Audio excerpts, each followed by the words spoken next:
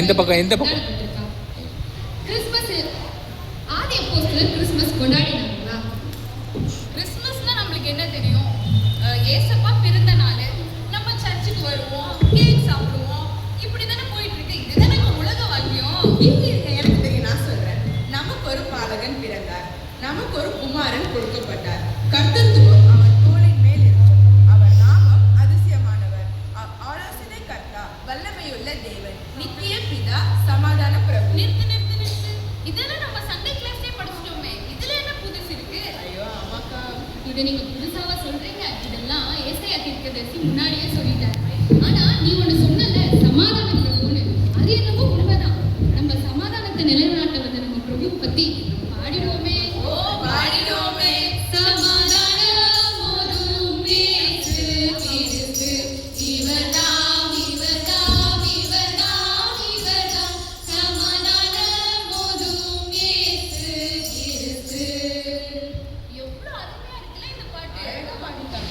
இது நம்ம கிறிஸ்மஸ்ல கேரல்ஸோட ஆந்தம்னே சொல்லலாம். ஆந்தம்லாம் இருக்கட்டும்க்கா, கிறிஸ்மஸோட அர்த்தத்தை சொல்லுங்க. கிறிஸ்மஸ் அப்படின்றது கிறிஸ்டஸ் மாசே அப்படின்ற ஒரு இங்கிலீஷ் வார்த்தையிலிருந்து மருவி தான் நம்மளுக்கு வந்துச்சு. அது கிறிஸ்மஸா. கிறிஸ் அப்படின்னா கிரைஸ்ட்னு அர்த்தம். கிரைஸ்ட்னா யாரு? இப்போ மாஸ். மாஸ்னா என்ன? மாஸ்னா மாஸ்தான். ஏசப்பானால மாஸ்தான். அது வச்சு ஒரு பாட்டு பாடிப்போமா? பாடுவோமே. மாசனுகாத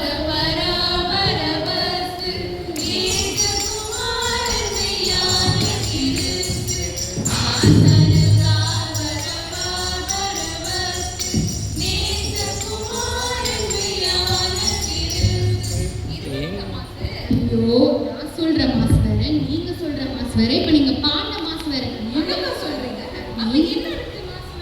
நீங்க பாடின மாசுக்கு அர்த்தம் மாசில்லாத பராபரன் அர்த்தம். அதாவது குற்றமில்லாத பராபரன் அர்த்தம். ஆமா. இப்போ மாசுன்னு சொன்னனே, மாசுனா ஆராதனைன்னு அர்த்தம். அதனாலதான் ஆர்சியெல்லாம் நான் மாசுக்கு போறேன்னு சொல்லுவாங்க.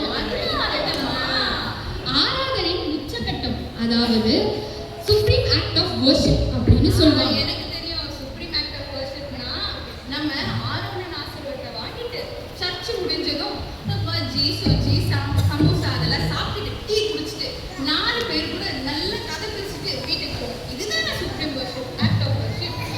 உன்னதான் நான் பார்ப்பேனே. ஐரமா எப்படா பிரசங்கத்தை முடிச்சுட்டு பாஸ்கரங்க எப்படா அண்டாவை வைக்கிறாங்க, குண்டா வைக்கிறாங்க, நம்ம சாப்பிட்டுட்டு வீட்டுக்கு போகலான்னு இருப்பியே. ஐயோ, சுப்ரீம் ஆக்ட் ஆஃப் வர்ஷிப்னா நம்ம ஆராதனையின் திருவிருந்தை தான் நம்ம சுப்ரீம் ஆக்ட் ஆஃப் வர்ஷிப்னு சொல்லுவோம். நம்ம ஆண்டவராகிய இயேசு கிறிஸ்து தன்னையே அவர் உணவா நம்மளுக்கு அளிச்சிருக்காரு. அது எவ்வளவு பெரிய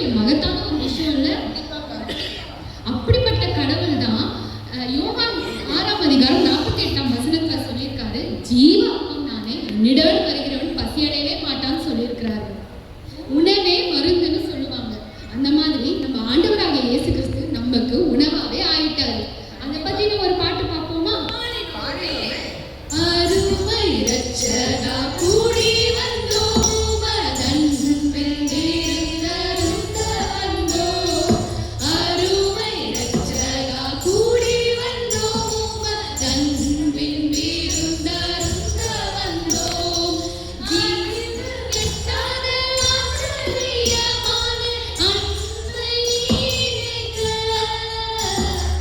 அருமை இரட்சகா கூடி வந்தோம் அதன்பின் விருந்தருந்த வந்தோம். ஜீவரப்பமும் மானமும் நீரெங்கள் தேவையாவும் திருப்தி செய்வீர். கோவில் மகாய பக்தியாய் நினைத்து கொண்டாடுவோம். அருமை இரட்சகா கூடி வந்தோம் அதன்பின் விருந்தருந்த வந்தோம். இதுதான் சுப்ரீம் ஆக்ட் ஆஃப் வர்ஷிப்னு சொல்லுவோம். சரி, நம்ம சுப்ரீம் ஆக்ட் ஆஃப் வர்ஷிப் பத்தி பார்த்துட்டோம். இப்போ நம்ம வந்த செய்தியை சொல்லுவோமா? சொல்லுவோமே. கிறிஸ்மஸ் எதுக்கு கொண்டாடினாங்க? கிறிஸ்மஸோட வரலாறை பற்றி பார்ப்போமா? கண்டிப்பாக பார்ப்போமே. 2000 வருஷத்துக்கு முன்னாடி ரோமானிய நாட்டுல கான்ஸ்டன்டைன்ற ஒரு மன்னன். என்னக்கா இது பேரே வயல நுழையல? ஆமா, அது வெளிநாட்டு பேர்ல அப்படிதான் இருக்கும். அப்போ சரி, நீங்க சொல்லுங்க. கான்ஸ்டன்டைன்ற ஒரு மன்னன் ரோமானிய நாட்டை ஆட்சி செஞ்சிட்டு இருக்கும் போது சூரியனை தான் கடவுளா கும்பிட்டாங்களாம். அப்படியா? சூரியனையா? எதுக்கு? சூரியனையே கடவுளா கும்பிடுறாங்க. ஏன்னா சூரியன் விவசாயத்துக்கு நல்லா உதவுச்சு. அங்க இருக்கிற நாட்டுல வெறும் குளிரும் பனியும் மட்டும்தான் அதிகமா இருக்குமா. சூரியன் வரவே வராது. சூரியன் வர்றது அரிதா இருந்துச்சாம். என்னக்கா சொல்றீங்க? நம்ம ஊர்ல வெயிலா கொட்டி தீக்குது. நீங்க போய் குளிர் மழை கதை விட்டுட்டு ஆமா, அந்த நாட்டுல அப்படிதானே இருக்கும். இங்கதான் சூரியன் எப்படி இருக்கு, அங்கெல்லாம் குளிராதானே இருக்கும். சூரியன் ஒரு குறிப்பிட்ட நாளுக்கு வர்றதுனாலதான் அந்த குறிப்பிட்ட நாளை மக்கள் கொண்டாடி ஆர்ப்பாட்டமா ஆர்ப்பரிப்பாங்களாம். அதனால அவங்க சூரியனுக்கே ஒரு பண்டிகையை அர்ப்பணிச்சு அதை கொண்டாடினாங்க. சூரியனுக்கு பண்டிகையா? ஆமா, அதுதான் சூரிய பண்டிகை. அது டிசம்பர் மாதத்துல வரும். அதுதான் அவங்க கொண்டாடினாங்க. அதுக்கப்புறம் அந்த மன்னன் சூரியனை கும்பிட்டுட்டு அவரு இத்தாலி நாட்டுக்கு போர் தொடுக்க போனார். போர் தொடுக்க போனப்போ அவர் மிகப்பெரிய அந்த சூரியன் எவ்வளவு பெருசா இருக்குன்னு அதை பாக்குறாரு. பார்த்து அவர் சூரியனை கும்பிடுற அந்த வேலையில ஒரு பெரிய சிலுவை, அந்த சூரியனை மறக்கிற அளவுக்கு அந்த சிலுவை அவர் முன்னாடி தோன்றுச்சாம். இப்பதான் ஹீரோ என்ட்ரியா? ஆமா, ஹீரோ என்ட்ரி. அதுக்கு கீழே கிரேக்க மொழியில நீ அஞ்ச வேண்டாம், நீ வெல்வா என்று போட்டிருந்துச்சாம். இந்த காட்சியை அவர் பார்க்கும்போது அவர் மனசுல என்ன தோணி இருக்கும்? என்ன சொல்லிருக்காங்க? மண்ணாயிதை போன்ற காட்சி, மண்ணாயிதை போன்ற காட்சி என்னாலிலுமே ஏங்கும் காணே, என்னாலிலுமே ஏங்கும் காணே. இந்த கீரு சுராஜா உந்தன் சிலுவையின் மேன்மை, உந்தன் சிலுவையின் மேன்மை. இதை பார்த்து முடிச்சிட்டு அவரு போருக்கு போனார். அதான் போருக்கு போனா அவர் கடவுள் யாரை பார்த்துட்டு போனாரு? அவர் கடவுள் எல்லாம் பார்த்துட்டு போனாரு. அவர் ஜெயிச்சிருப்பாரா, ஜெயிச்சிருக்க மாட்டாரா? கண்டிப்பா ஜெயிச்சிருப்பாரு. அதே மாதிரி அவர் போர்லயும் ஜெயிச்சிட்டாரு. ஜெயிச்ச பிறகு அவரோட மகத்துவத்தை அறிகிறாரு. கடவுள் எவ்வளவு மகத்துவமானவர்னு அவர் மகத்துவத்தை அறிகிறாரு. இனிமே அவர் சூரியனை கும்பிடல, யாரை கும்பிடுவாரு? நம்ம ஏசப்பாவா? ஏசப்பாவை மட்டும் கும்பிடுறது மட்டும் இல்ல, அவரு ஏசப்பா பத்தி அறிஞ்சு தெரிஞ்சு இன்னும் நிறைய படிச்சுக்கிறாரு. அவரை பத்தி ஏசப்பா எவ்வளவு நல்லவர், எவ்வளவு வல்லவர், அதை பத்தி தெரிஞ்சுக்கிறாரு. அவரு தெரிஞ்சது மட்டும் இல்லாம எல்லாருக்குமே போய் சொல்றாரு. அவர் நாட்டுல இந்த மாதிரி இயேசு கிறிஸ்துன்னு ஒருத்தர் இருக்கிறாரு, அவருதான் சூரியனே படைச்சாரு.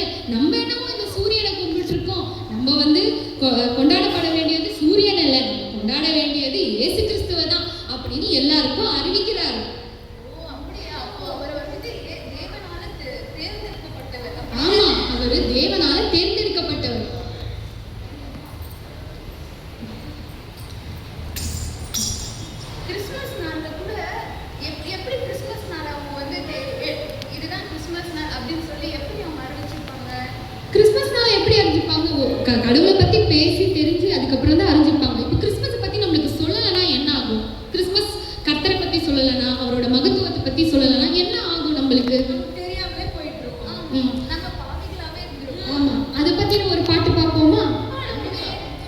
இனிக்காத தேனும் இல்ல, மின்னாத பொண்ணும் இல்ல.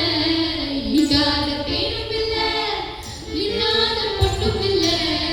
கிறிஸ்தேசு நாயகனின் நற்செய்திதனை அறிவிக்காத கிறிஸ்தவனே இல்ல. சுநாயகனின் நற்செய்திதனை அறிவிக்காத கிறிஸ்தவனே இல்ல. முத்தமமுடி கதைகள் உண்பது போல நாம பெற்ற இன்பத்தை மற்றவர்களுக்கு பகிர்ந்தளிக்கணும் தானே.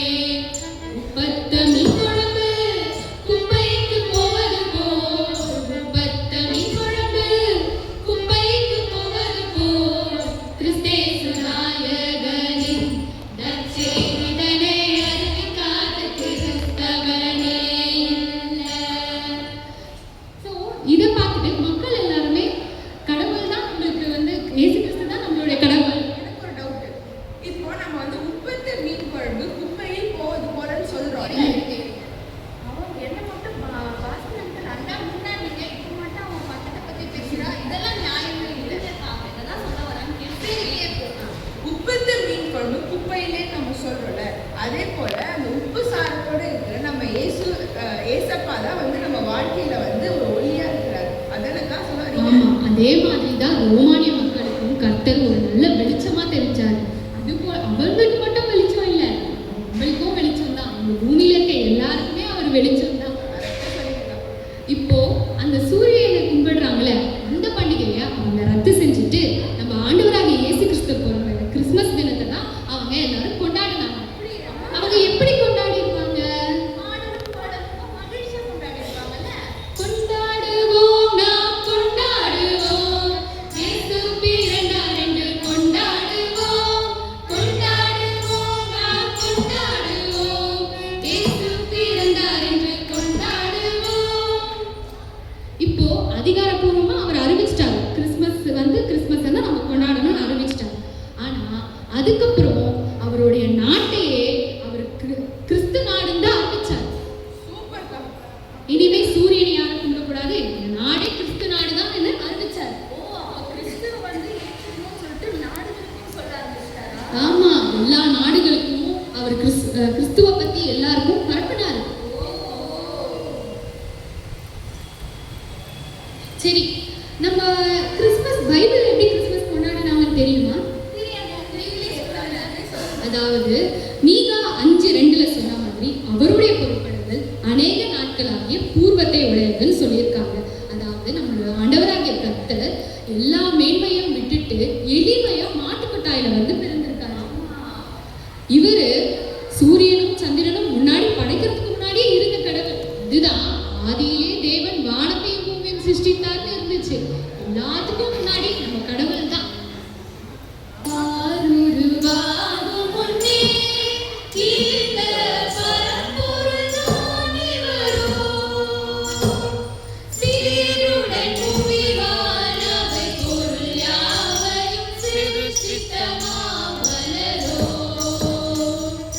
சீருடன் புவிவானவை பொருள் யாவையும் சிருஷ்டித்த மாமலரோ. சரி, பழைய ஏற்பாட்டுல பார்த்தோம். புதிய ஏற்பாடுல என்ன நடந்திருக்கும்? அதான் சொல்லிருக்காங்களேக்கா, பிள்ளையை துணிகளிலே சுற்றி முன்னணையை கிடத்திருக்க காண்பீர்கள், இதுவே உங்களுக்கு அடையாளம்னு சொன்னாங்கல்ல. ஆமா ஆமா, இல்லையே துணிகளிலே சுற்றி முன்னணையில் கிடத்திருக்க காண்பீர்கள். இதுவே பையன் வந்து இன்னைக்கு நம்ம பூமியில வந்து பிறந்திருக்காரு இல்லையா? அது எவ்வளவு ஒரு மகிழ்ச்சியான ஒரு செய்தி. இதுக்குதான் ஞானியும் தேடிட, ஆயிரங்களும் பாடிட,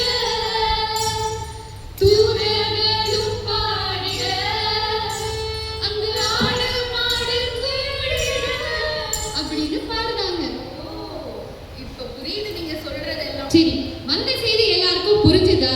கிறிஸ்மஸ் ஹிஸ்டரி உங்களுக்கு தெரிஞ்சுதா? எல்லாம் சொல்லுங்க. அவங்களுக்கு எல்லாம் புரிஞ்சிருக்கும்னு நினைக்கிறேன்க்கா. இப்போ நம்ம கடைசியா ஒரு பாட்டு பாடி முடிச்சிருவோமா? சரி, வந்த செய்தி தான் சொல்லிட்டோம். கடைசியா ஒரு மங்களம் பாடி முடிச்சிருவோமே. சீனே சொன்னாலும் இதய மகனம் மதித்தீர நாதன்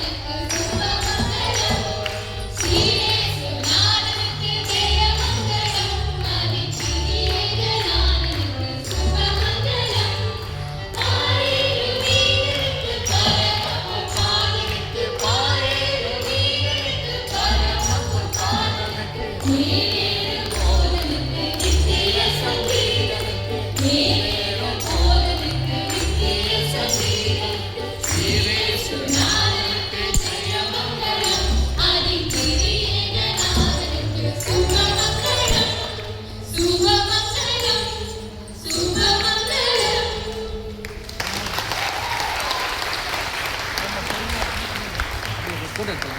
இல்லைம்மா அப்படியே அப்படியே இருமா அப்படியே இருமா. ஏய் இது வீடியோவா?